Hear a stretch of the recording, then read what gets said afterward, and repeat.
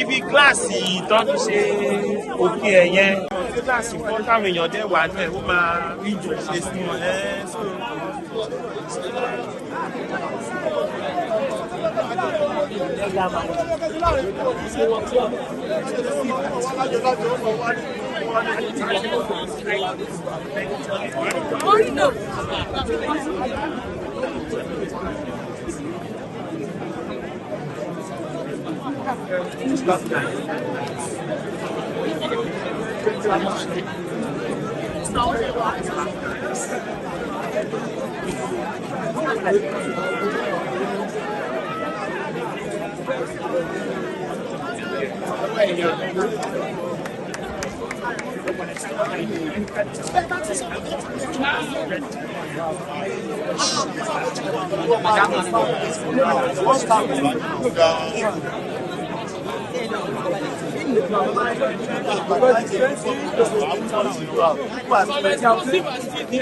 If people can go see the uniforms are going out, please, security are going out, please go.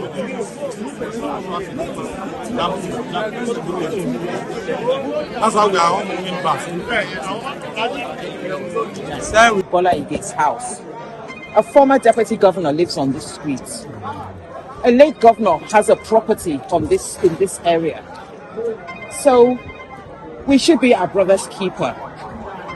It's not a case of drought or misuse of public functions. It's a disaster.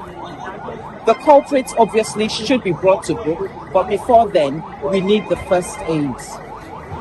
Whatever means or form of compensation.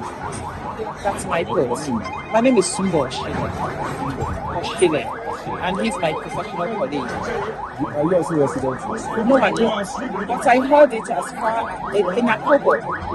You can imagine the impact We felt it was just one of those knockouts. And irritably, I just thought, who are these irresponsible children? So with just a wave of the hand, I just said, look, Christmas was over some days ago until we saw social media. And then I had to call because I was here only last week with him. And I heard Dejo Oyelese. The actual incident happened off the close, But from the entrance to the end of the street, it's a calamity. My pleasure. Thank you very much.